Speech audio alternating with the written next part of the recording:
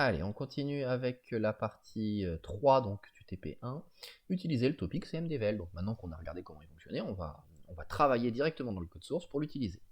Modifiez votre nœud existant afin qu'il soit capable de publier sur le topic CMDVL. Donc ça, c'est pas bien compliqué. Qu'est-ce qu'on va mettre en place? On va mettre en place un publisher. Le temps que je retrouve mon Visual Studio Code, nous y voilà. Alors, pour mettre en place un publisher, la première chose qu'on fait, c'est un include de la nature du message qu'on manipule. Ce qu'on manipule ici, c'est un géométrie message twist. Donc je fais l'include qui va bien. Et à partir de là, deux grandes étapes. Première grande étape, j'annonce à Ross que mon nœud est un publisher, c'est-à-dire que mon nœud va envoyer des choses sur le topic CMDVL. Donc je vais l'appeler pub. Je fais appel, alors attendez, là il faut que je me rappelle, je pense que c'est advertise. J'ai un doute sur qui. Je crois que c'est ça. Je crois que c'est ça. Hop. Je précise la nature du message qui va bien. Je précise sur quel topic je vais écrire. Donc en l'occurrence ici c'est CMDVL. Et je précise combien de messages je suis capable d'envoyer en même temps. Voilà, tout simplement. D'accord ? Et pour finir, donc là je viens d'annoncer au monde que j'allais publier. Et puis la seule chose qui me reste à faire, je ne sais même pas si c'est demandé là, c'est d'envoyer quelque chose. Voilà, donc là il est capable, très bien. Donc j'ai fini ma question 1. Écrivez une fonction générer commande. Faisons notre fonction générer commande. Donc que fait cette fonction? On lit. Elle prend en paramètre une vitesse linéaire et une vitesse angulaire. Donc on va mettre ça sous la forme de petits float, vitLin et vitang.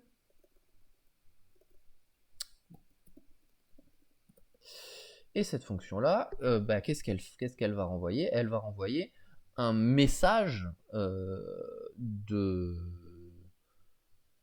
Alors attendez que je réfléchis, de type de ce que je balance dans le tuyau. Donc elle va renvoyer un géométrie, message, twist. D'accord? Et qu'est-ce qu'elle fait? Eh bien, elle se contente de créer dans la fonction un géométrie message twist. Elle remplit les champs. Alors les champs c'est quoi? C'est 0 partout, ce qui est la valeur par défaut, et je veux que la composante x soit égale à vitLin et que la composante y soit égale à vitang. Pardon, que la composante angulaire z, n'importe quoi, soit égale à vitang. Et puis une fois que j'ai fait ça, je return mon message. D'accord? Donc comme ça, je me suis fait un petit wrapper qui génère mes données, et puis j'ai plus qu'à utiliser ce wrapper quand je veux envoyer quelque chose. Dans la boucle principale de mon nœud, générer un message contenant uniquement des zéros. Je viens de faire la fonction, donc allons-y. Donc on va se faire un joli géométrie message twist. Mon message, à quoi il est égal? Il est égal à la fonction générer commande à qui je donne des zéros. Et puis une fois que j'ai ça en stock, publiez-le sur le topic. Donc là il me reste à demander gentiment à mon publisher d'envoyer un message. Et de ne pas envoyer n'importe quel message, d'envoyer le message que je viens de générer. Donc là je suis très content parce que je viens de faire en sorte que mon robot ne bouge pas. Vérifiez grâce aux instructions adéquates que votre message arrive correctement sur le réseau ROS. Vous préciserez à quelle fréquence les messages arrivent ainsi que les différentes commandes que vous avez utilisées. Donc allons-y. Je vais commencer évidemment par compiler mon nœud. Alors je pense que c'est ici que ça se passe. Hop, on compile. Puis une fois que j'ai fait ça, je vais lancer mon nœud. Et pour finir, je vais vérifier que mon nœud envoie bien ce que je veux. Alors évidemment, j'envoie des zéros, donc mon robot il va pas bouger. Mais par contre, j'ai un moyen très simple de vérifier que mon nœud fait ce que je veux. C'est avec un terminal, alors je vais recycler un, par exemple celui-là, de vérifier qu'il y a bien des choses qui arrivent sur CMDVL. D'accord, avec un ROS-topic echo. Et il se trouve que j'observe bien que des zéros sont publiés sur mon CMDVL. Pour vérifier à quelle vitesse, plutôt que de faire un echo, je vais faire un HZ. Et je constate que ça tourne à 10 Hz. Et tiens, aucune surprise, hein. Pourquoi 10 Hz? Eh bien 10 Hz parce que ici j'ai défini que ma boucle d'exécution tournait à 10 Hz. Donc on retrouve bien ces valeurs-là. D'accord? Donc jusque là, tout va bien. Modifiez votre nœud pour que le robot se déplace purement linéairement à une vitesse de 10 cm par seconde pendant 10 secondes. Une fois ce déplacement réalisé, il devra bien sûr s'arrêter. Alors là, pour faire ça, on va faire un petit timer qui va bien. Donc on tourne à 10 Hz. D'accord? Donc si je tourne à 10 Hz, ça veut dire que j'ai besoin de faire 100 itérations pour avoir fait 10 secondes. Alors la première chose qu'on me demande, c'est d'avancer à 10 cm/s, si je dis pas de bêtises, je vérifie. 10 cm/s pendant 10 secondes. Donc on va commencer, plutôt que d'envoyer 0, d'envoyer 0,1. D'accord? Donc je demande d'avancer de 10 cm par seconde, sauf que je ne veux le faire que pendant 10 secondes. Ça veut dire que je vais initialiser un petit compteur ici, à 0, et puis dès que je suis arrivé à 100, tout simplement, eh bien j'arrête mon robot et je vais quitter mon programme. Donc ici, on va faire ça tranquillement ici. If, alors on va faire un CPT++, bien sûr, et if mon CPT il est égal à 100, c'est-à-dire si c'est passé 10 secondes, je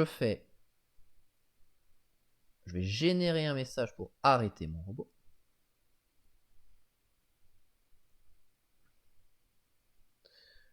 Hop.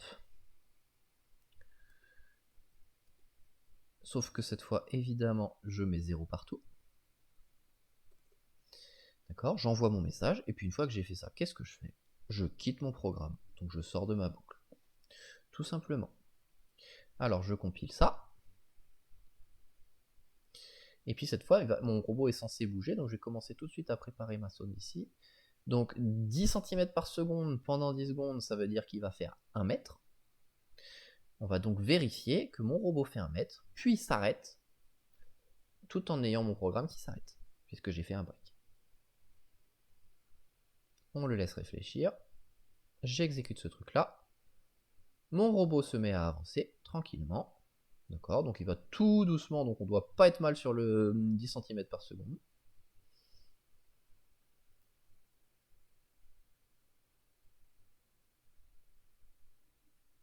Et il s'est pas arrêté. Alors pourquoi ne s'est-il pas arrêté? On va regarder ça tout de suite. À mon avis, c'est une question du fait qu'il a quitté avant d'avoir le temps d'envoyer le message. Donc je vais tranquillement lui laisser un petit peu de temps pour le faire.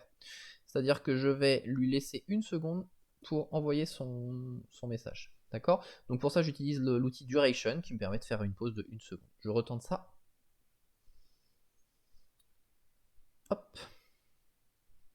Parce qu'on avait bien vu, hein, mon programme s'était bien arrêté. C'est juste que le robot continue d'avancer. D'ailleurs, il continue toujours d'avancer. Donc ce que je vais faire, c'est que je vais utiliser le reset world que j'ai ici pour le replacer à sa position. D'accord? Et là, il bouge plus. Tout va bien. Voyons voir si ça marche.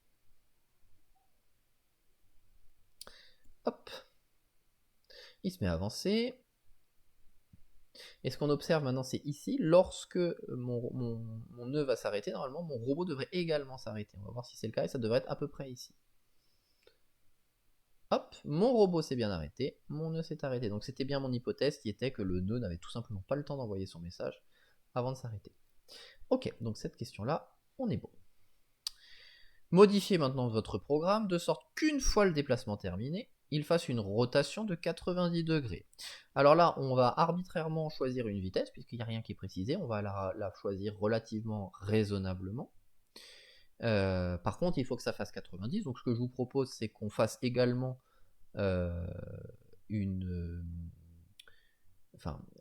utiliser le même timer, sauf que cette fois, on va le faire aller de 100 à 200, d'accord? Donc on va retirer mon break parce que j'en ai pas besoin.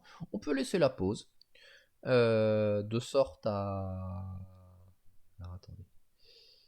Tac, tac, tac. Alors attendez que je réfléchisse. On va mettre si c'est supérieur à 200. À 100, pardon. Donc si je suis dans la deuxième phase, il va falloir que j'avance. D'accord? Donc je vais générer mon message de sorte à tourner. On va avancer. Alors 0,1 radian, c'est très peu. On va faire du 0. Alors je vais tourner de 90 degrés. Donc je vais tourner de 1,57. On voudrait le faire en 10 secondes. Donc on va faire du 0,157. Ce qui fait normalement 9 degrés par seconde. Donc 9 degrés par seconde que j'envoie ça. Et puis dès que je suis égal à 200. Alors attendez, par contre il faut que je mette tout ça dans un if parce que sinon il va continuer à avancer, on va pas s'en sortir. On va faire comme ça. Hop. Hop, hop, hop. Si je suis inférieur à 100, je veux avancer. D'accord. Sinon, si je suis plus grand que 100, je vais même pas mettre de sinon en fait. Si je suis plus grand que 100, je veux tourner. Et si je suis égal à 200, je veux m'arrêter. Donc en fait, je laisse mon break là que j'avais retiré tout à l'heure. Hop. Testons tout ça, d'accord? Donc la logique, elle est très simple, j'utilise un compteur. Testons tout ça, et normalement, je devrais pas être trop mal pour m'en sortir.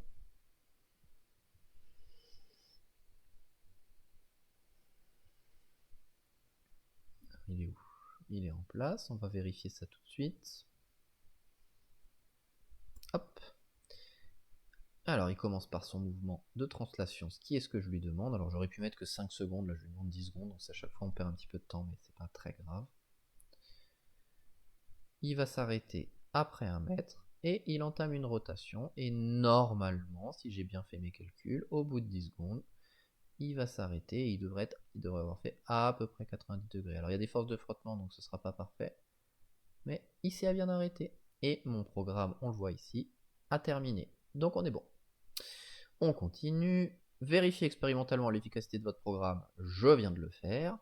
Modifiez maintenant votre programme de sorte qu'il réalise un cercle complet. Alors un cercle complet, ça veut dire quoi? Ça veut dire avoir fait 360 degrés en rotation. Donc on va le faire aller un petit peu plus vite parce que sinon on va pas s'en sortir. Et puis du coup, il n'y a plus de translation. Donc je vais mettre en commentaire ces 2 morceaux-là. D'accord. Ce que je vais lui demander, c'est toujours s'il est arrivé à... Alors on va faire en 10 secondes le tour complet. Ce qu'on va lui demander, c'est que lorsqu'il a fait ses 100 itérations, il s'arrête. Et puis le reste du temps, je vais générer un message, je vais prendre ces 2 lignes-là, qui consiste à la fois à avancer et à tourner. Et je vais faire mes calculs de sorte que ça dure bien 10 secondes pour faire mon cercle complet. Donc comment je vais faire ça? Eh bien je veux faire 2π, d'accord? Donc 2π c'est 6,28, et je veux le faire en 10 secondes. Donc ça veut dire qu'il faut que ma vitesse de rotation soit égale à 0,628. Donc, alors ça va être un petit peu péchu, c'est peut-être un peu trop pour lui, mais c'est pas grave. Et puis si je mets 0 en vitesse linéaire, il va faire juste une rotation sur lui-même sans avancer. Donc je vais lui donner en plus une vitesse linéaire, de sorte qu'il avance tout en tournant. D'accord? Donc je lui ai mis 0,2 de manière totalement arbitraire, on va voir ce que ça donne. Mais on va avoir déjà un robot qui fait un cercle. La question étant, est-ce que la vitesse de rotation que je lui demande n'est pas trop, ce qui aurait pour conséquence de le faire glisser, et ce qui donnerait un truc qui n'est pas vraiment un cercle? On va regarder. On va regarder. On va le laisser finir et puis on sera bien. Ok, c'est parti. Donc là, je lui demande d'avancer en tournant, on est d'accord. Et normalement, au bout de 10 secondes, il aura fait son cercle. Alors vous voyez, il glisse un petit peu, hein, mais ça, c'est pas si mal, mais il glisse un petit peu. Et il s'arrête. Alors le cercle n'est pas parfait, ce qui est normal, puisqu'il y a des erreurs de déplacement, comme je viens de vous le dire, mais on a fait notre cercle. Voilà, on vient de vérifier expérimentalement. Faites en sorte que votre robot dessine un bonhomme bâton. Alors là, un bonhomme bâton, ça va être un peu la galère, hein, parce que ça veut dire qu'il faut qu'on séquence le truc, de sorte que, au bout du compte, on ait un bonhomme. Alors pour ça, qu'est-ce que c'est un bonhomme? C'est le rond, on l'a, on va le garder, la dimension était bien. Ensuite, une fois qu'on a notre rond, on va rajouter, il faut qu'on s'aligne correctement, donc il faut qu'on rajoute une rotation. Alors on va le faire comme ça, on va écrire les choses à la main et après on les mettra en place. Donc je veux le cercle, donc ça c'est bon. Je veux 2 m'orienter pour faire le corps. Ensuite, une fois que j'aurai fini mon corps, je voudrais faire 3 m'orienter pour faire une jambe. 4 m'orienter pour reculer pour me replacer après avoir fait la jambe. 5 m'orienter. Ah bah d'ailleurs j'ai oublié une étape, c'est faire la jambe tout simplement. On va faire la jambe aller-retour, hein. D'accord. Donc, hop. M'orienter vers la deuxième. Et puis on va s'arrêter là parce que bon, vous comprenez l'idée et puis c'est pas très passionnant ça. Hein. C'est juste pour vous montrer la démarche et puis vous ferez le bonhomme complet quand vous voudrez. Donc le cercle, je l'ai déjà, c'est ça. Et je le fais en 10 secondes. Donc if cpt inférieur à 100, je fais ça. Donc je fais mon cercle. If, else if cpt inférieur, alors on va s'orienter, donc je veux m'orienter vers, donc il faut que je fasse un quart de tour vers la droite pour commencer mon bonhomme. Hein. On va le faire en 3 secondes. Alors attendez, est-ce que ça va ça? Ouais, ça va. On va le faire en 3 secondes, donc ça veut dire que je veux 130. Je fais la même chose, sauf que je vais tourner à 1 tiers, donc je vais diviser. Alors je vais pas m'embêter, regardez ce que je vais faire. J'ai pas envie de calculer, je vais faire 1,57 divisé par 3 et démerde-toi. Et par contre, je veux pas avancer. D'accord? Donc là, je vais bien tourner. Alors par contre, il faut que je fasse un moins parce que je veux tourner vers la droite.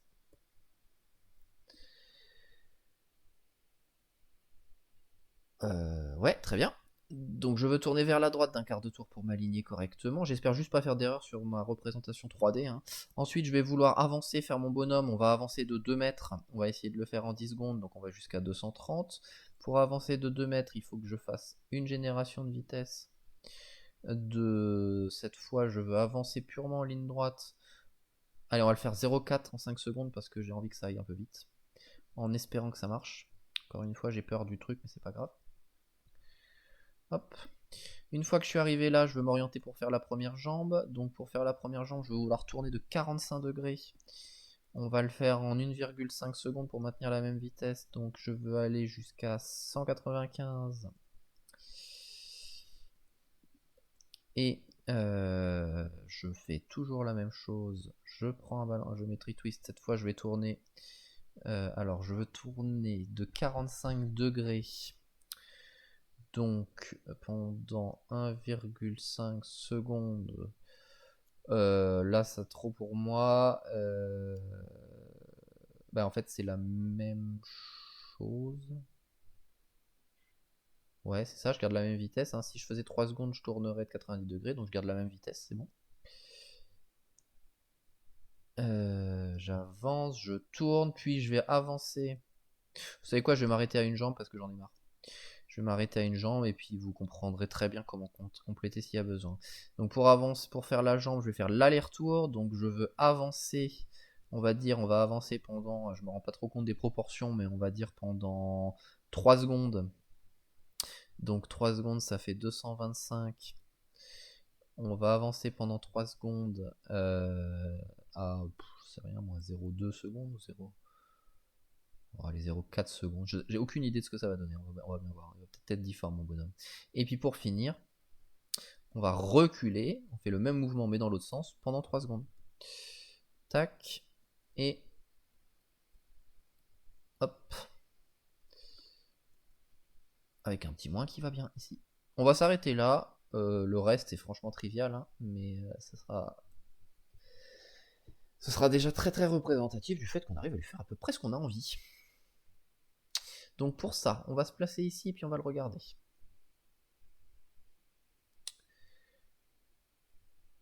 Hop. Donc là, je lui ai dit, normalement, on va commencer par faire un cercle. J'espère juste pas m'être planté parce que ça va être chiant. Je lui fais faire un cercle complet, ça devrait être pas mal. Donc ça, c'est la tête. Une fois que j'ai fait la tête, je vais m'arrêter et je vais tourner vers la droite. Ah bah pas du tout, il l'a pas pris, super. Ce qui est logique puisque j'ai pas modifié la condition d'arrêt. Et ce sera ici. On a dit pendant 3 secondes, donc dès qu'on est à 255, on recompile et on est reparti. Alors on va reset pour qu'on y voit quelque chose. Hop. Et c'est parti.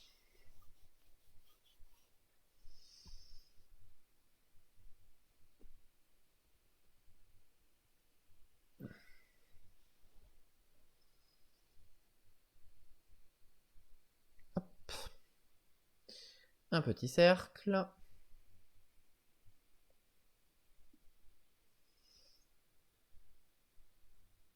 une fois qu'il a fait son cercle, il tourne de 90 degrés, il devrait s'arrêter à peu près maintenant. Il avance, donc ça c'est le corps. Donc vous voyez, bien sûr, on a de la dérive, on en parlera juste après. Il avance pendant je sais plus combien de temps, mais du coup, voilà, très bien. Il tourne pour voir la première jambe, il fait la première jambe, et après, il va reculer, voilà, et puis il s'arrête là parce que j'ai eu la flemme. Alors, on va faire un dernier truc pour que vous vous rendiez bien compte de ce qui se passe, c'est que je vais lancer Hervé, c'est d'ailleurs la dernière question, hein. Hop, la dernière question, c'est en prenant le temps de correctement manipuler Hervis, visualiser la trajectoire de votre robot. Alors, on va lancer donc un petit Hervis, et puis on va lui redemander de faire exactement la même chose. Alors Hervis, je vous rappelle, hein, petite fenêtre. Pour afficher la trajectoire de mon robot, je vais chercher le topic qui s'appelle odométrie. Ce topic-là ne marche que dans le repère odom, donc je mets bien le repère odom ici, et je décoche à l'intérieur de ce truc-là la covariance, qui est l'erreur sur la pose, de sorte à ne voir que ma petite flèche. Alors si vous voulez, vous faites de la mise en forme pour que votre flèche elle soit chouette. Ce que je vais commencer par faire, c'est reset la position de mon robot ici. Hop. Voilà, alors on va désactiver et activer pour que tout aille bien. Voilà. Alors regardez ce qu'on va faire. On va augmenter le nombre de flèches qu'on peut garder. Donc ça c'est dans Keep, on va en garder 1000 pour que ça. On va changer leur forme pour qu'elle soit plus petite. On va lui mettre une plus petite flèche pour que ça prenne moins de place. Et puis une plus petite flèche. On va tout diviser par 10 en fait. Bon, ce sera très bien comme ça. Voilà, on va pas s'embêter. Alors qu'est-ce que je visualise? Je visualise la position du robot au fil du temps. Et donc quand je vais commencer à dessiner mon bonhomme, ben, on va le voir se dessiner, hein, tout simplement. Donc je me replace là où j'ai compilé, c'est-à-dire ici, je relance mon programme et je vais observer ici ce qui se passe.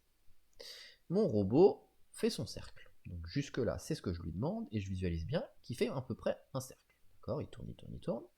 La première chose que je vais constater, c'est qu'en fait, malgré le fait que j'ai fait mes calculs de sorte que ça dure un cercle complet, il ne devrait pas être exactement sur un cercle. Puis il s'oriente, il va comment? Donc là, il tourne de 90 degrés, il se met à avancer parce que c'est ce que je lui demande, d'accord? C'est ici, hein. Et puis, il va dessiner ma jambe. Alors, on est d'accord que si tout allait bien, j'aurais un joli trait le long du trait blanc, là, et puis j'aurais une belle jambe comme ça, d'accord? Là, je lui avais demandé de tourner 45 degrés, vous voyez bien qu'il n'a pas tourné de 45 degrés, etc., etc. C'est en fait les limites de ce sujet de TP, c'est ce que je voulais vous montrer. Et puis regardez, là, il fait une ligne droite, il a fait juste le même mouvement dans l'autre sens, et il fait pas la même chose. Alors la raison, elle est très simple, hein. La raison, elle est que votre robot, il est soumis à des forces de frottement, il est soumis à des forces de glissement, qui le dévie de sa trajectoire, en tout cas de la trajectoire qu'il pense effectuer. Ce que vous avez sous les yeux, c'est la trajectoire que le robot pense avoir fait. D'accord? Alors que dans la réalité, il n'a pas fait exactement ça. Voilà. Donc, moralité, faire des compteurs pour faire bouger un robot, c'est une très mauvaise idée, et c'est ce que vous devez retenir de ce premier TP. Et bien évidemment, dans le TP2, on va faire des choses un petit peu plus propres. Voilà, c'est la fin pour moi de cette correction.